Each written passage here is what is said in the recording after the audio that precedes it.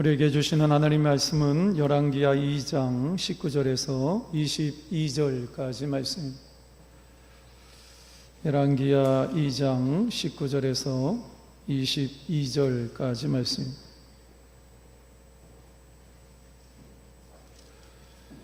우리 함께 합독하도록 하겠습니다. 19절에서 22절까지. 그 성읍 사람들이 엘리사에게 말하되 우리 주인께서 보시는 바와 같이 이 성읍의 위치는 좋으나 물이 나쁨으로 토산이 익지 못하고 떨어지나이다. 엘리사가 이르되 새 그릇에 소금을 담아 내게로 가져오라 하매 곧 가져온지라. 엘리사가 물 근원으로 나아가서 소금을 그 가운데에 던지며 이르되 여호와의 말씀이 내가 이 물을 거쳤으니 이로부터 다시는 죽음이나 열매 맺지 못함이 없을지니라 하셨느니라 하니 그 물이 엘리사가 한 말과 같이 고쳐져서 오늘에 이르렀더라. 아멘. 예루살렘 찬양대에 찬양이 있겠습니다.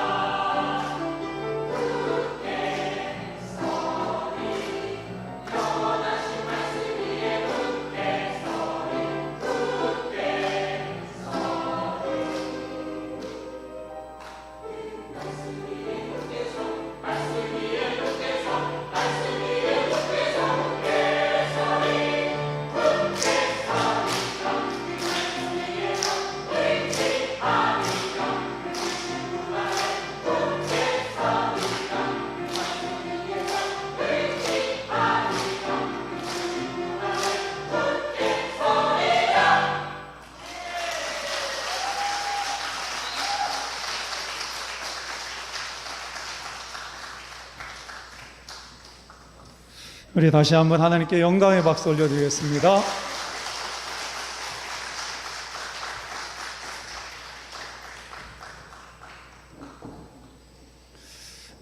우리 조 집사님 몸이 움직이는 걸 보고 놀랐습니다. 가능하시군요. 오늘도 주의 성전에 올라온 여러분에게 하나님의 은혜가 함께 하시기를 주님의 이름으로 축복합니다. 여러분들이 이 땅에서 살다가 하나님께서 부르시기 전에 반드시 해야 될 일이 한 가지가 있는데요. 그게 뭐냐면 이스라엘 땅에 성지 순례를 다녀오는 것입니다. 물론 이미 다녀오신 분도 계시겠지만 제가 아는 청년이 신혼여행을 결혼하고 나서 신혼여행을 이스라엘 땅에 성지 순례로 다녀왔는데 너무나 좋았다고 이야기를 하더라고요. 그래서 우리 청년들도 나중에 결혼을 할 예정일 텐데 결혼식을 하고 성지 순례로 신혼여행을 갔다 오면 참 의미가 크겠다, 이런 생각을 갖게 됩니다. 요즘 사람들이 외국에 많이 나가잖아요. 그런데 다른 데는 열심히 잘 다니는데 이스라엘의 성지 순례를 갔다 오지 않는 것은 하나님 보시기에 좀 부끄러운 면이 있습니다. 그래서 여러분들이 기회가 되시면, 이제 이스라엘 땅이 지금 굉장히 좀 복잡하죠. 안정이 되면 여러분들이 기회를 만들어서 꼭 성지 순례를 다녀오시면 좋을 것 같습니다. 저도 이스라엘 땅에 성지 순례를 갔다 온 적이 있는데요, 몇 년 전에 다녀왔는데 예수님께서 태어나시고 예수님께서 사역하시고 예수님께서 십자가를 짊어지시고 올라가셨던, 예수님이 머물렀던 역사의 현장에 내가 같이 서 있다라는 그 자체만으로도 굉장히 가슴이 뜨거웠고요, 그 다음에 큰 감동을 받았습니다. 제가 돌아다니면서 눈물이 그냥 자동으로 나와요. 굉장히 큰 감동이 있고요, 막 가슴이 뜨겁고, 그래서 주체할 수 없는 기쁨을 가지고 성지 순례를 다녔는데, 이 성지 순례를 갔다 오게 되면 성경을 보는 눈이 달라집니다. 성경 속에 등장했던 장소들, 사건들을 내가 그 현장에서 머물러 있으면서 내가 경험했기 때문에 내 신앙에도 굉장히 도움이 많이 되는 것을 제가 경험을 했습니다. 우리 권사님들, 일여전도에 계신 우리 권사님들 아직 늦지 않았어요. 살아도 90세에 아들을 낳았습니다. 제가 성지순례를 갔을 때 우리 권사님 정도 나이 되시는 분들 두 분이 천주교에 다니시는 분들이었는데 정말로 열심히 은혜 가운데 다니시는 것을 보면서 우리 권사님들도 기회가 되면 꼭 한번 가셨으면 좋겠다. 지금이 가장 젊을 때입니다. 용기를 냈어요. 그런데 이스라엘의 성지 순례를 가게 되면 꼭 들어가게 되는, 탐방을 하게 되는 도시 중에 하나가 여리고라는 성입니다. 여러분들 여리고 하면 생각나는 사람이 있죠? 누굽니까? 삭개오라는 인물입니다. 이 삭개오는 예수님을 믿으면 인생이 어떻게 달라지는지를 가장 잘 보여주는 인물이라고 볼 수가 있는데요, 이 삭개오는 예수님을 만나기 전에 세리장이었습니다. 그러니까 자기 인생 가운데 여러 가지 많은 문제가 있었는데 열등감과 또 무시와 천대, 이런 것 속에서 자기 자신이 많은 사람들에게 인정받을 수 있는 유일한 방법은 돈을 많이 벌어야 되겠다, 이런 생각을 가지고 살았던 사람이 삭개오입니다. 그래서 자기의 모든 인생을 이 돈 버는 데 걸죠. 세리장이 되고, 그리고 주변에 있는 사람들이 뭐 매국노다 이러면서 손가락질하고, 그럼에도 불구하고 포기하지 않고 돈을 모으는데 모든 것을 걸었던 이 삭개오가 많은 돈을 모았음에도 불구하고 행복하지 않았죠. 마음의 만족을 누릴 수가 없었습니다. 그런 가운데 예수님을 만나게 되고, 그러면서 자기의 인생 가운데 놀라운 변화가 일어나게 되는데, 예수님께서 요구하지 않았음에도 불구하고 예수님께 이런 이야기를 합니다. 예수님, 내 재산의 반을 떼어서 힘들고 어려운 사람들에게 나누어 주겠습니다. 그리고 혹시나 내가 토색한 일이 있다면, 강제적으로 누구의 돈을 빼앗은 것이 있다면 그 사람에게 4배로 갚아 주겠습니다. 그래서 예수님을 만나기 이전의 삭개오와 예수님을 만난 이후의 삭개오의 모습이 완전히 달라지는 것을 우리가 보게 되는데요, 여러분들, 우리가 믿는 복음은 이런 강력한 힘을 가지고 있습니다. 그러니까 예수님을 만났음에도 불구하고 내 삶에 아무런 변화가 일어나지 않았다, 그러면 그것이 기적인 거예요. 예수님을 인격적으로 만나게 되면 우리의 삶 가운데 당연히 놀라운 변화가 일어나게 되어 있습니다. 여러분의 삶 가운데 이런 복음의 능력이 나타나시기를 주님의 이름으로 축복합니다. 예수님을 믿으면 당연히 변화가 일어나야 합니다. 그런데 여리고성에 들어가게 되면 유명한 샘이 있는데 엘리사의 샘이라는 샘이 있습니다. 저도 송기술을 하면서 그곳에 가봤는데 그렇게 크지 않은 샘이에요. 그리고 이제 빨간 지붕으로 지붕을 만들어 놓고 실내 안에 있었던 샘인데, 이 샘을 엘리사의 샘이라고 이야기를 하게 된 이유가 오늘 본문에 등장을 합니다.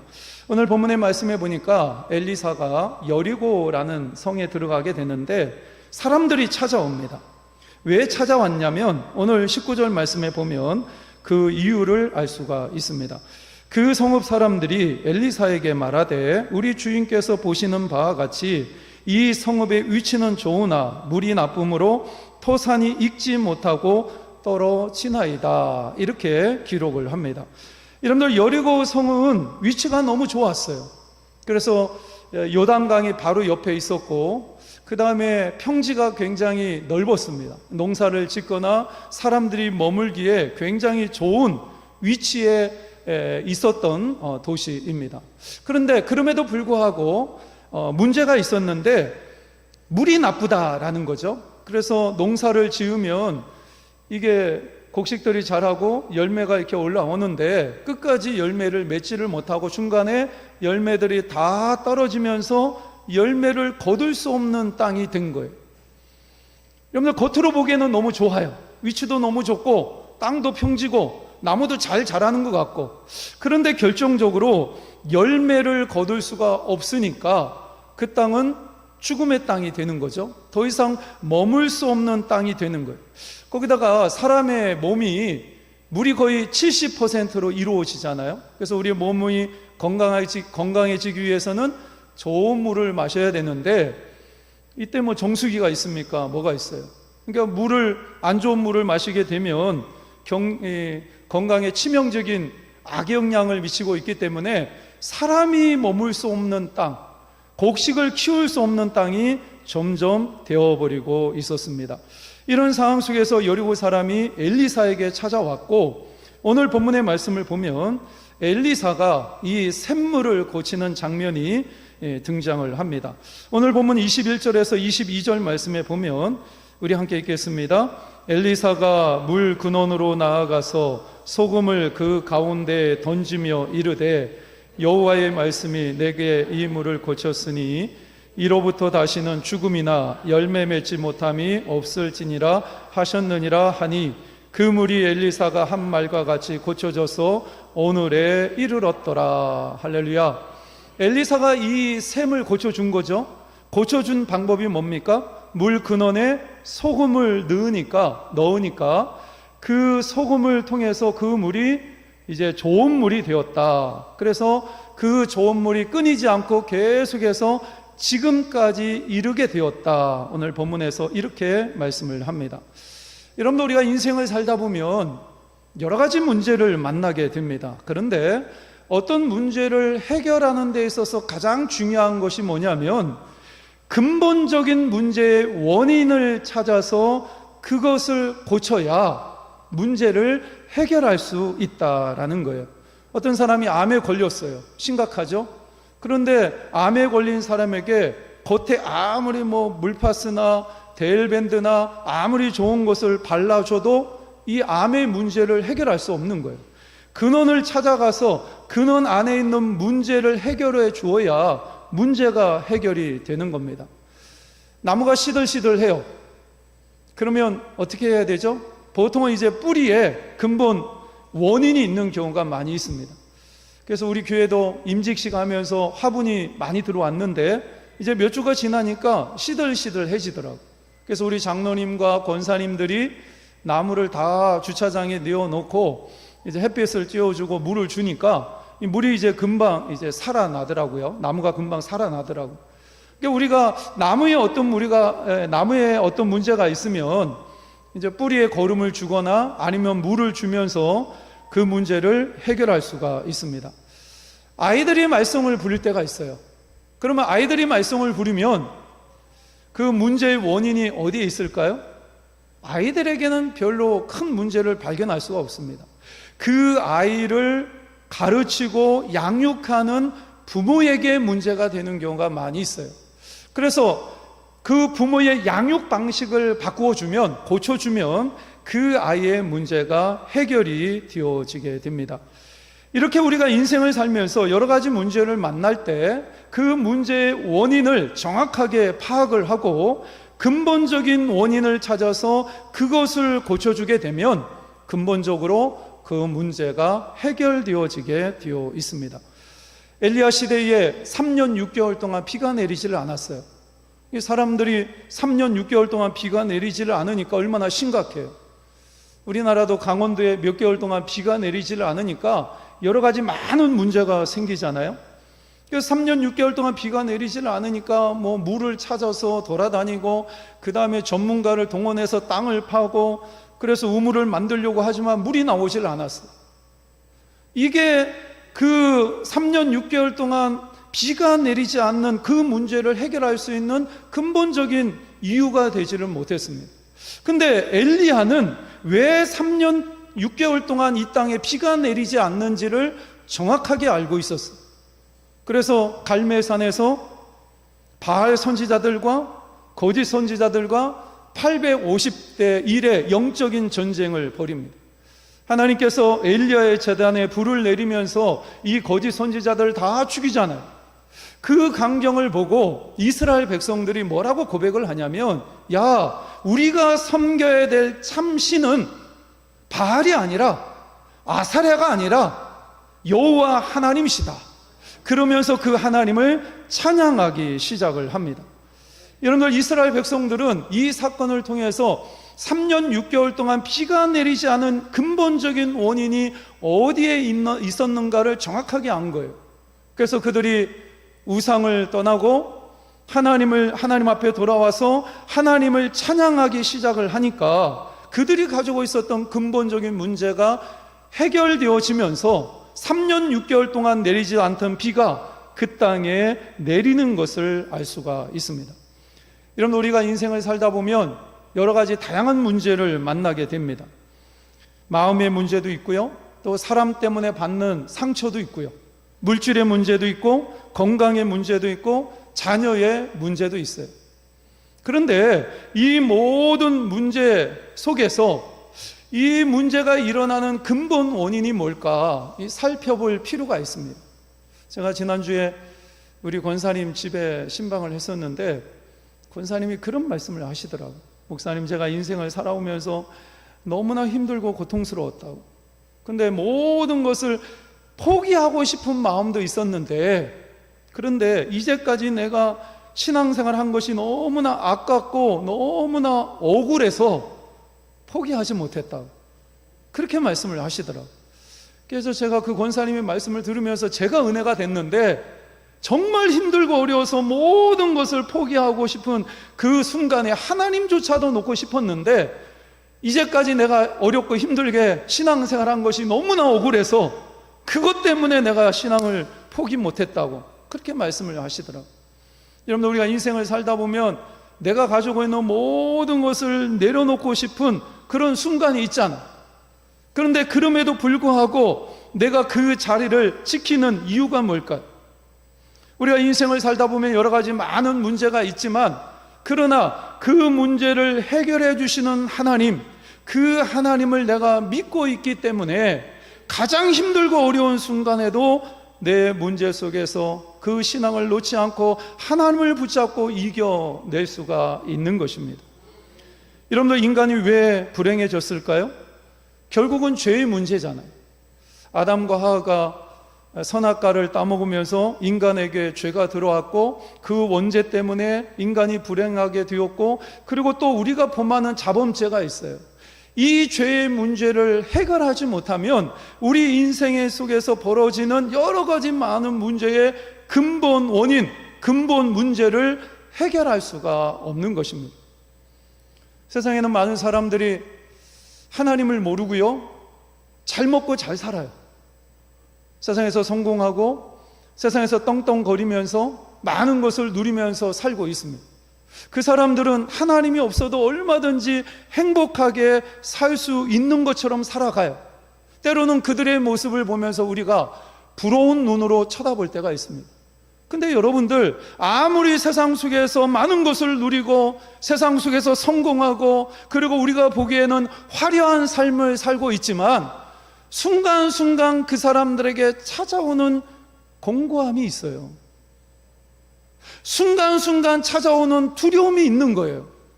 순간순간 찾아오는 우울한 감정이 있습니다. 그 사람은 왜 자기에게 밀려오는 이 공고함이 나를 이렇게 힘들게 하는지 잘 모를 때가 있어요. 그러나 그 사람이 가지고 있는 영혼은 아는 거예요. 자신 안에 있는 죄의 문제를 해결하지 못하면 죽음이 가까우면 가까울수록 그 사람의 영혼은 울부짖는 거예요. 이 죄의 문제를 해결하지 못하면 결국은 내가 어디로 가야 되는지를 그 영혼이 알고 있기 때문에 세상 속에서 떵떵거리고 그리고 호의호식하면서 살고 있음에도 불구하고 결코 행복할 수 없는 인생을 살아가는 것입니다. 그래서 이 문제를 해결하기 위해서 예수님께서 이 땅에 인간의 몸을 가지고 오신 거예요. 우리가 예수님을 평가할 때 세상에서는 4대 성인 중에 한 사람이다, 이렇게 평가를 합니다. 예수님께서 이 땅에 오셔서 정말 도덕적으로 윤리적으로 완벽한 삶을 사셨고 모든 사람들이 존경할 만한 인생을 살았다, 이렇게 평가를 해요. 근데 여러분들, 예수님을 그렇게 평가해서는 안 됩니다. 예수님께서 이 땅에 오신 가장 큰 이유가 뭐냐면 우리가 가지고 있는 죄의 문제, 그 죄의 문제를 근본적으로 해결하기 위해서 우리를 구원하시기 위한 하나님의 계획이 예수님에게 있었기 때문에 이 땅에 구세주로 예수님이 오신 거예요. 그래서 우리는 그 예수님을 나의 주님으로, 나의 구세주로, 나의 모든 죄를 짊어지시고 십자가 위에서 돌아가신 메시아로 고백할 수 있는 그러한 성도가 되셔야 합니다. 그래서 우리 인생의 가장 중요하고 시급한 문제는 나의 죄를 우리 주님 앞에 고백하고 예수님을 영접하는 것입니다. 그래야 우리 인생의 가장 근본적인 죄의 문제를 해결할 수 있기 때문에 그렇습니다. 우리가 이 사실을 알면, 그래서 우리가 때를 얻든지 못 얻든지 전도해야 될 이유가 바로 여기에 있는 거예요. 모든 인생이 죄 때문에 비참하게 죽어가고 있는데 그 죄의 문제를 해결할 수 있는 유일한 길이 예수 안에 있기 때문에, 내가 가지고 있는 복음 안에 있기 때문에, 그래서 때를 얻든지 못 얻든지 최선을 다해서 복음을 전하게 되는 것입니다. 여러분들, 예수님 영접하셨나요? 여러분들 안에 있는 죄의 문제를 여러분들이 해결하셨습니까? 그렇다면 우리가 인생을 살아가면서 조금 가난하게 살아도 문제가 되지 않아요. 조금 힘든 인생을 살아도, 조금 실패하고 넘어져도 아무런 문제가 되지 않습니다. 왜 그러냐면 결국은 선하신 하나님, 그 하나님이 내 인생과 함께 하시고 영원토록 나를 떠나지 아니하시고 나를 가장 선한 길로 인도해 가실 그 하나님을 내가 여전히 신뢰하고 있기 때문에, 그 하나님 때문에 우리는 힘들고 어려워도 감사하고 기뻐할 수 있는 그러한 삶을 살 수가 있습니다. 근데 여러분들, 중요한 것이 있어요. 그게 뭐냐면 오늘 본문의 말씀에 보니까 여리고 사람들이 누구를 찾아갔나요? 엘리사를 찾아갔어요. 그리고 엘리사가 전하는 말에 그대로 순종을 합니다. 여리고 사람들이 엘리사를 찾아갔다는 것은 하나님을 찾아갔다라는 것이고요, 이 여리고 사람들이 엘리사의 말을 들었다라는 것은 하나님의 말씀에 순종했다라는 것을 의미합니다. 왜 그러냐면 엘리사는 하나님이 선택하신 하나님의 선지자였고 종이었기 때문에, 그래서 이 여리고 사람들은 자기 도시 안에 있는 심각한 문제를 해결하기 위해서 하나님을 찾아갔고, 그리고 하나님이 말씀하시니까 그 말씀 앞에 온전히 순종하는 것을 봅니다. 그래서 오늘 21절 말씀에 보면 강조하는 것이 있는데, 여호와의 말씀이 내가 이 물을 고쳤으니, 이렇게 기록을 합니다. 하나님께서 말씀하시는 거예요. 하나님께서 뭐라고 말씀을 하시냐면 내가 이 물을 고쳤으니, 엘리사가 그 물을 고친 것이 아닙니다. 엘리사가 소금을 그 물에 넣었기 때문에 소금이 그 물을 고친 것이 아니라 전지전능하신 하나님이 그 샘을 고쳤다라고 성경은 말씀을 하고 있습니다. 여러분들 기억하십시오. 하나님은 우리를 고치시는 하나님이십니다. 우리가 가지고 있는 죄의 문제도 고치시고, 우리가 가지고 있는 질병의 문제도 고치시고, 우리 안에 있는 사람과 사람과의 관계 속에서 일어나고 있는 모든 문제를 고치시며, 망가진 나의 인생도 고치실 수 있는 유일한 분이 누구시냐? 우리가 섬기는 하나님이십니다. 그래서 우리 인생의 최고의 전문가, 최고의 의사가 누구냐면 우리가 섬기는 하나님이신 거예요. 그런데 이 하나님이 일하시도록 만드는 가장 좋은 방법이 무엇이냐면 하나님 말씀 앞에 순종하는 삶을 사는 것입니다. 여러분들, 베드로가 밤새도록 고기를 잡으려고 그물을 내렸지만 한 마리도 잡지를 못했잖아요. 실패한 시간이었습니다. 근데 예수님께서 깊은 곳에 가서 그물을 내려라 명령했을 때 베드로가 순종합니다. 그러니까 그물이 찢어질 정도로 엄청나게 많은 고기를 잡잖아요. 여러분들, 오늘날 우리의 인생의 문제는 우리가 하나님의 말씀을 너무 많이 듣습니다. 근데 중요한 것은 뭐냐면 하나님이 나에게 주시는 말씀 앞에 내가 반응하지 않는 것이 문제인 거예요. 내가 하나님의 말씀을 들었으면 그 말씀대로 내가 살아내야 되는데 그 말씀대로 살지 않기 때문에 우리 인생 가운데 있는 근본적인 문제, 지긋지긋한 내 곁을 떠나지 않는 그 문제가 두고두고 나를 괴롭히고 있는 것입니다.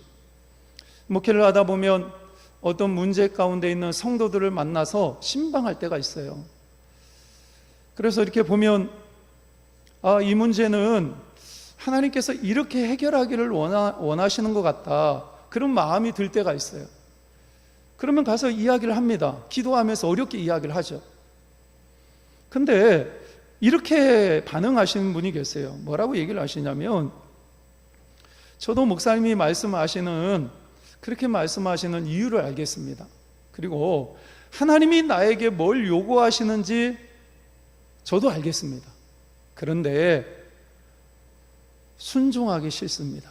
이렇게 얘기하는 사람을 볼 때가 있어요. 그럴 말을 들으면 너무 가슴이 아프죠. 하나님께서 뭐라고 말씀하시는지, 하나님의 뜻이 무엇인지를 정확하게 알고 있음에도 불구하고 여전히 자기 안에 자존심이 살아있는 거예요. 어떤 감정이 살아있는 거예요. 자기 자아가 살아있기 때문에, 자기 생각이 살아있기 때문에, 자기의 삶의 가치관이 살아있어서 그 하나님의 말씀 앞에 굴복하지 못하고, 하나님의 뜻이 분명히 있음에도 불구하고, 알고 있음에도 불구하고, 깨달았음에도 불구하고 순종하지 못하는 연약한 성도의 모습을 발견할 때가 있습니다. 그럴 때 너무나 가슴이 아파요. 여러분들, 하나님이 역사하시도록 만드는 것은 다른 것이 아닙니다. 우리 하나님이 우리에게 말씀을 주실 때 그 말씀을 깨닫고 우리가 반응하고 순종하면 바로 그곳에 하나님의 역사가 나타나는 것입니다. 우리가 하나님 앞에 이런 기도를 할 때가 있어요. 하나님, 간이 나빠가지고 하나님께서 치유해 주시기를 원하십니다. 이렇게 기도할 때 하나님께서 우리에게 뭐라고 말씀을 하시냐면, 야, 간이 나쁘면 네가 먹고 있는 술부터 좀 끊어라, 담배도 좀 끊고, 이렇게 하나님께서 말씀하실 때가 있거든요. 때로는 물질의 문제 때문에 하나님, 이 물질의 문제가 해결이 안 됩니다. 하나님, 저에게 물질의 복을 좀 주십시오. 이렇게 기도할 때가 있어요.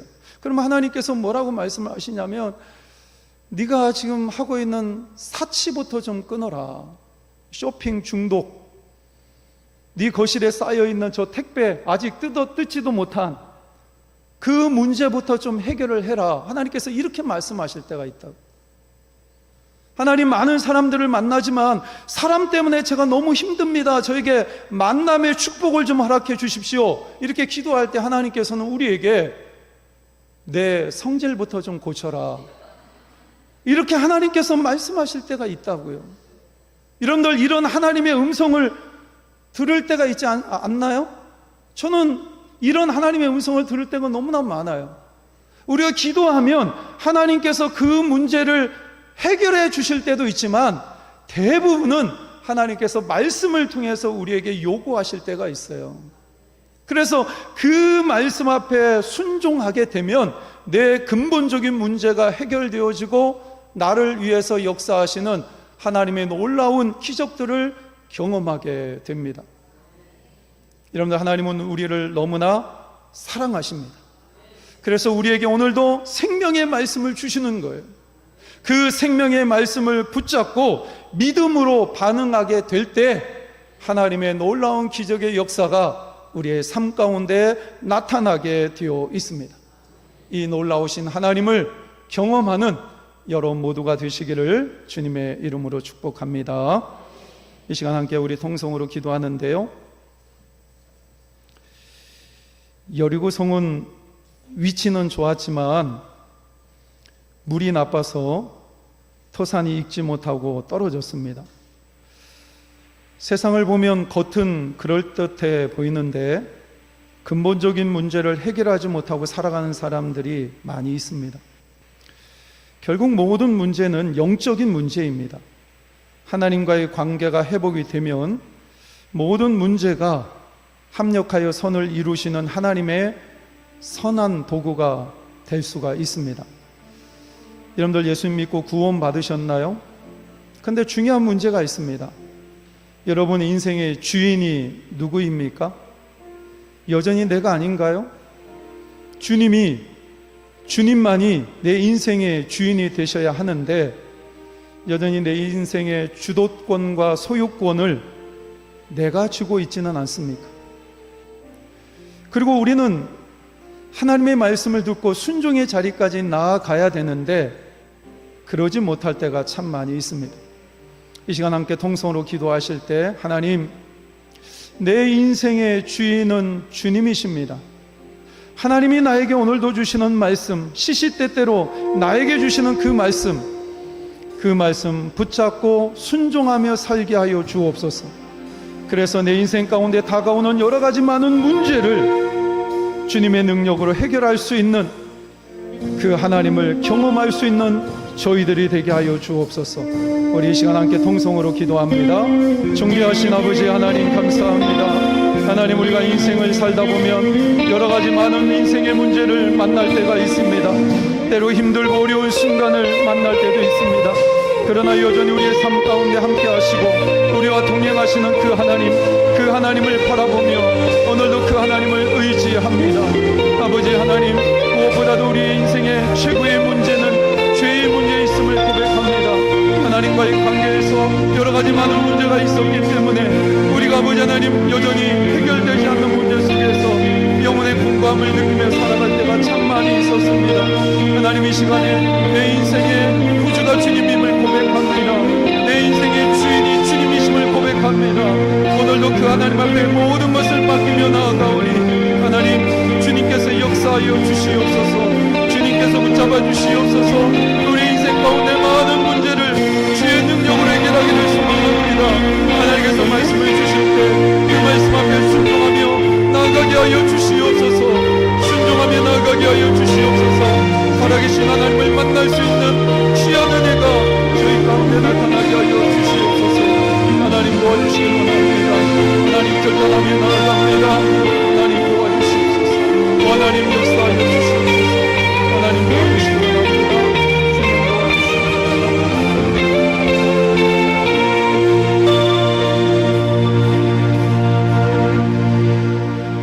오늘도 살아계셔서 우리에게 생명의 말씀을 주신 하나님을 찬양합니다.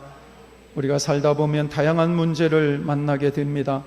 하지만 예수 그리스도를 영접하고 오늘 우리에게 주시는 하나님의 말씀 앞에 순종할 때 하나님 우리의 문제를 해결해 주시고 가장 선한 길로 인도해 주실 것을 믿습니다. 이 믿음으로 일평생 승리하며 살아갈 수 있도록 은혜를 베풀어 주옵소서. 귀하신 예수 그리스도의 이름으로 기도하옵나이다. 아멘.